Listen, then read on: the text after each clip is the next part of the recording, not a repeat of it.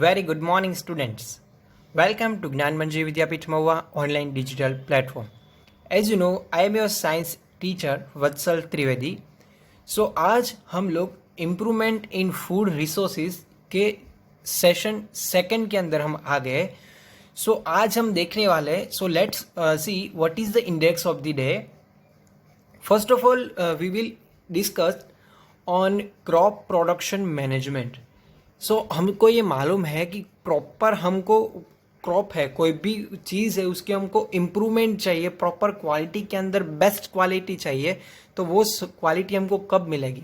तो उसके एक सेकंड पार्ट है जिसका नाम है क्रॉप प्रोडक्शन ऑफ मैनेजमेंट. तो हमें जो क्रॉप प्रोडक्शन हो रहा है उसका सही से मैनेजमेंट हो रहा है या नहीं हो रहा है, ये हमको देखना है. Okay, next nutrient management. So nutrient management आप अगर देखें तो न्यूट्रिएंट मैनेजमेंट मीन्स क्या? कोई भी क्रॉप प्रोडक्शन हो रहा है उसको प्रॉपर मात्रा में उसको न्यूट्रिएंट्स प्रॉपरली उसको मिल सके. So how we provide the proper nutrient to the particular crop. So यहाँ पे हमको क्या करना है, उसकी अलग अलग मेथड्स रहेगी. We can use manure, we can use different types of fertilisers. So ये हम देखेंगे. Then after next topic is irrigation. So what is the irrigation? To provide the water in a particular crop. पानी देना. Okay, कोई भी हम suppose हमारे घर के अंदर कोई भी एक फ्लावर हमने ग्रो किया, कोई एक प्लांट ग्रो करे, तो उसको ग्रो होने में, उसके अंदर उसकी मैच्योरिटी आने में, उसको ग्रोथ बढ़ने में हमको क्या चाहिए, क्या उसको देना जरूरी होगा?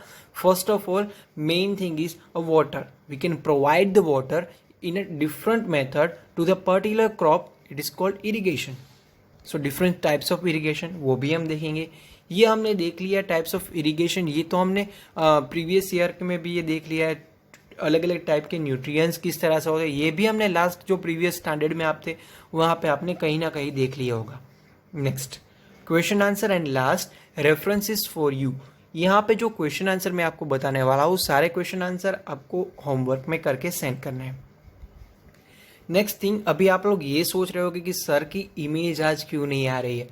Because of some network issue और some problem, that's why I can't on the video. So that's why just audio lecture यहाँ पे हम आज करेंगे. नेक्स्ट डे हम श्योरली मैं आपके सामने बाय वीडियो आपके सामने आ जाऊँगा.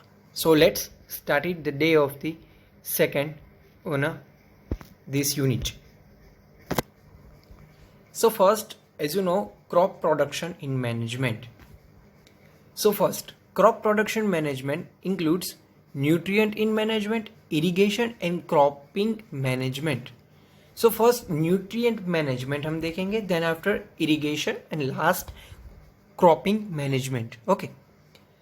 So now we will start the nutrient management. First, plants get nutrients from air, water and soil.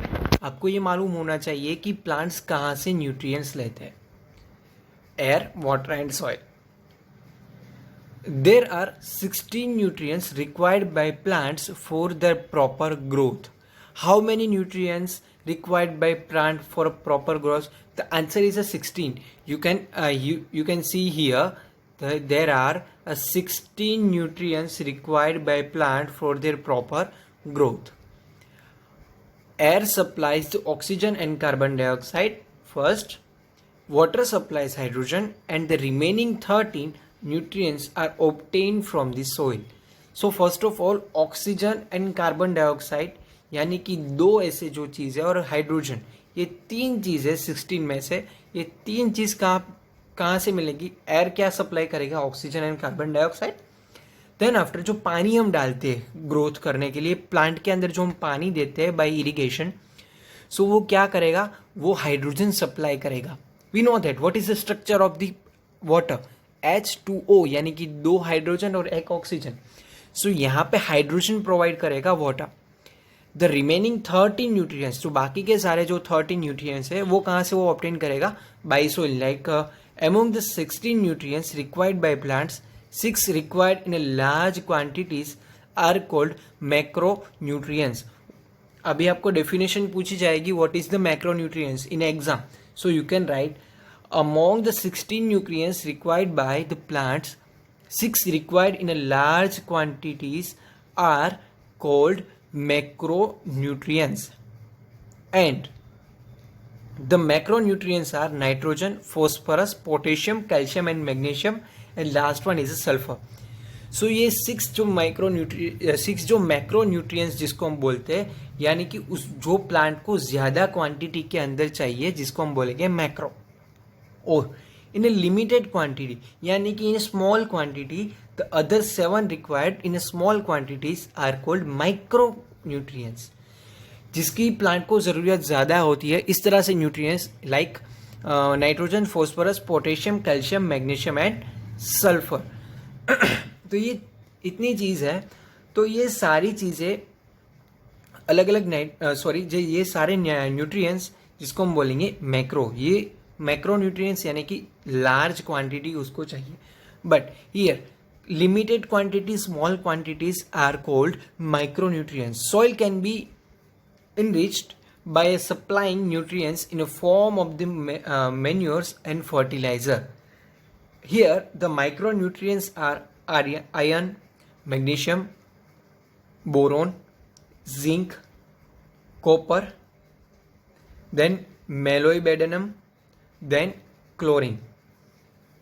तो ये 7 बाकी के जो 7 न्यूट्रिएंट्स है वो कौन से न्यूट्रिएंट्स हो गए जो हमने अभी बात की, आयरन, मैग्नीशियम, बोरॉन एक्सेट्रा. तो ये सारी उसको प्लांट को उसकी लिमिटेड क्वांटिटी कम चाहिए, स्मॉल क्वांटिटी के अंदर उसको रिक्वायरमेंट होती है.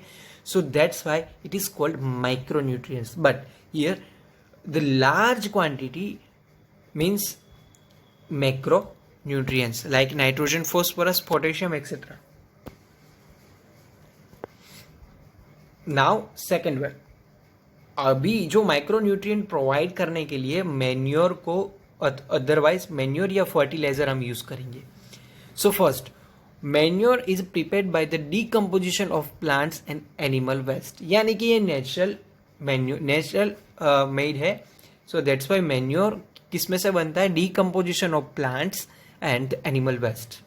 It is consist of organic matter and nutrients. क्या कंसिस्ट करेगा, organic matter and nutrients. It helps to increase the soil fertility. It is also help to reduce the use of fertilizer and recycle from the waste and protects the environment. Simple सी बात है कि ये क्या करेगा, fertility यानी कि soil fertility को इंक्रीज करेगा और रिड्यूस करेगा फर्टिलाइजर के यूज़ करने को. फर्टिलाइजर मेन मेड होता है, उसके अंदर केमिकल यूज़ करते हैं, तो दैट्स वाई वो एनवायरनमेंट के लिए हार्मफुल हो सकता है और हमारे लिए भी हार्मफुल है. सो दैट्स वाई यहाँ पे हम यूज़ करेंगे मैन्योर. मैन्योर कहाँ से बनेगा, डीकम्पोजिशन यानी कि प्लांट और एनिमल, कोई भी डेथ प्लांट है, डेथ एनिमल है, उसको डीकम्पोज यानी कि आपने कई बार देखा होगा इन गुजराती लैंग्वेज बोलूँ तो कोहवाई जाऊँ एनी साथे मिक्स થઈ જવું, decomposition. Okay, next composed. Sorry, उसके ऊपर का हमने यहाँ पे आपको रह गया है. There are 2 main types of manures. They are first composed and green manure. So manure के 2 टाइप्स है, कंपोज्ड और green manure. So first composed is prepared by the decomposition of plant and animal waste in composed pits. Okay, किसमें से बनता है, decomposition of plant and animal waste and composed pits. Compost prepared by the using earthworm is called vermi compost. Earthworm में से, earthworm की मदद से वो प्रिपेयर्ड हो सकता है जिसको हम बोलेंगे वार्मी कंपोस्ट मैन्योर. ओके, ये भी बाजार में अवेलेबल होता है, vermi compost manure. Compost is rich organic matter and nutrients. Now next is green manure. The second type of manure is green manure. So here before the sowing of seeds in fields, some green plants like sunhump and gutter, etc. are mixed with the soil and ploughing. Okay, हम क्या करेंगे, soil के साथ उसको mix करके और उसको ploughing करेंगे. These plants turn into green manure which is make a soil rich in nitrogen and phosphorus. तो ग्रीन मैन्योर होता है वो जो प्लांट्स है, हम जब सॉइंग ऑफ सीड्स, जमीन के अंदर हम सीड्स को डालने से पहले जो ग्रीन प्लांट्स होते हैं, तो वो प्लांट्स को हम क्या करेंगे, लाइक सन हिम्स है, ग्यूटा है, तो वो सारे प्लांट्स को हम जमीन के अंदर डाल देंगे। देन आफ्टर उसको थोड़े दिन के लिए उसको उसके अंदर डीकम्पोज जब तक ना हो जाए तब तक उसके अंदर रहने देंगे। देन आफ्टर हम वहाँ पे कोई ना कोई क्रॉप्स वहाँ पे हम ग्रो करेंगे। सो देन वहाँ पे क्या होगी, जो पर्टिकुलर सॉइल है जहाँ पे हमने ग्रीन मैन्योर यूज़ किया है, तो वहाँ पे उसकी सॉइल की फर्टिलिटी में नाइट्रोजन और फॉस्फोरस की फर्टिलिटी ज़्यादा हो जाएगी। आई होप आपको समझ में आ रहा है। Next, fertiliser. Fertiliser are chemical substances made chemically. Chemical से बना हुआ सब्सटेंस से हम जो बनाते हैं उसको बोलते हैं fertilisers. This applies nitrogen, phosphorus and potassium and helps to increase crop yield. Crop yield को इंक्रीज करेंगे, उसको नाइट्रोजन, फॉस्फोरस और पोटेशियम जैसी न्यूट्रिएंट्स उसको सप्लाई करेंगे। Fertiliser should be used only required amount. वो ज़्यादा हम यूज़ नहीं कर सकते, पर्टिकुलर रिक्वायर्ड अमाउंट ही हम डाल सकते हैं कोई पर्टिकुलर क्रॉप के अंदर। Excessive use of fertiliser can reduce the soil fertility and so causes of water pollution. ज़्यादा हम फर्टिलाइजर को हम ऐड करेंगे कोई पर्टिकुलर क्रॉप पर, तो वहाँ पे क्या होगा, उसकी फर्टिलिटी इंप्रूव नहीं होगी, डिक्रीज हो जाएगी। ओके, उसकी फर्टिलिटी को रिड्यूस कर देगा। देन आफ्टर वो क्या करे, it is also cause of water pollution. पानी के पॉल्यूशन में भी वो ज़्यादा मायने रखता है। So it is a fertiliser. Now the next topic is irrigation. What is the irrigation? हमने पहले ही बात की थी, the supply of the water the crops called irrigation. Crops को पानी देना यानी कि irrigation. Water is necessary for the proper growth of plants and helps to increase crop yield.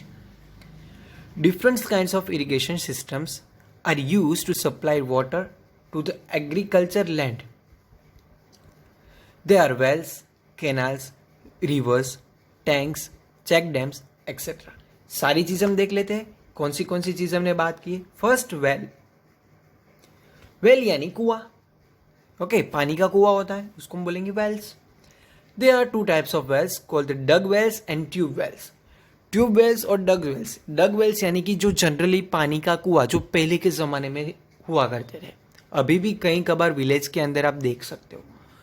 Then tubewell. Tubewell यानी कि जो ज़मीन के अंदर एक पाइप डालते हैं और उसके अंदर एक मोटर सेट करते हैं पानी की, और उसके अंदर पानी, ज़मीन के अंदर रहा हुआ पानी हम निकाल सकते हैं, उसको हम बोरवेल भी बोल सकते हैं। In proper language, local language में बोलूँ तो पानी नो डार। ओके, सबमर्सिबल डार। So it is called tube wells. In a dug wells, water is collected from the water bearing, and in a tube wells, water is collected from the deeper strata. Then canals.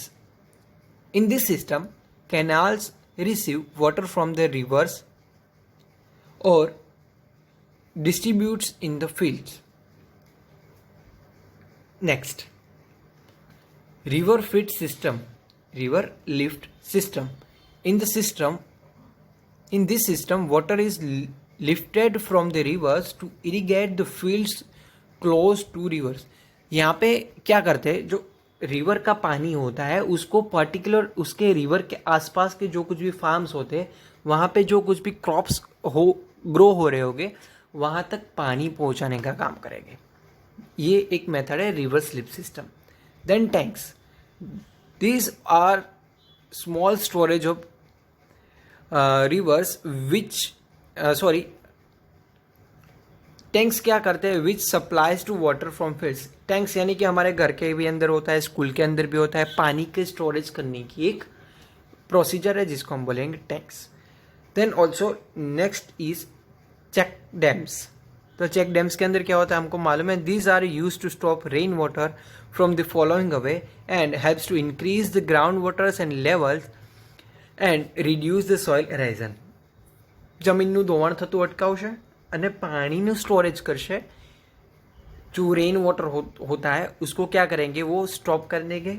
Then after it helps to increase the ground water level. Ground water का level increase करने में help करेंगे कौन, check dam. सो आज हमने यहाँ तक सब कुछ देख लिया. So here the question answer for you. Make a short note on nutrient management in crops. आपको क्या करना है, न्यूट्रिएंट मैनेजमेंट इन क्रॉप्स पर एक शॉर्ट नोट बनानी है. Next, what is the irrigation and explain the different types of irrigation. ये आपको एक्सप्लेन करना है, जिसके अंदर टाइप्स के अंदर आएगा वेल है, ट्यूबवेल है, चेक डैम है, जो हमने लास्ट में देखा. ओके. सो काफ़ी कम होमवर्क रहता है, बट ये भी आपको कंप्लीटली श्योरली आपको सभी जो होमवर्क मैं यहाँ पे आपको आपके सामने क्वेश्चन रखता हूँ वो आप पर्टिकुलर टॉपिक को याद रखने के लिए और उसको जल्दी से आप लर्न कर सकते, उसकी वजह से मैं आपको यहाँ पे ये क्वेश्चन आंसर आपको एज अ होमवर्क दे रहा हूँ. So please prepare them for your examination. Next is your references. So I will use your NCERT science text book slide share application के थ्रू. जो भी आप स्लाइड देख रहे हो, काफ़ी सारी स्लाइड मिस्टर शिव प्रसाद की है. Then next, Wikipedia of improvement in food resources. Okay. So अब मैंने उसकी विकीपीडिया का भी यूज़ किया है. आई होप आप भी उसका यूज़ करेंगे. सो यहाँ पे हम आज का सेशन कंप्लीट करते हैं. सो अभी के लिए thank you very much. To be continue on next video. तब तक के लिए stay home. Thank you very much. Fun with science, enjoy science. Bye bye, take care.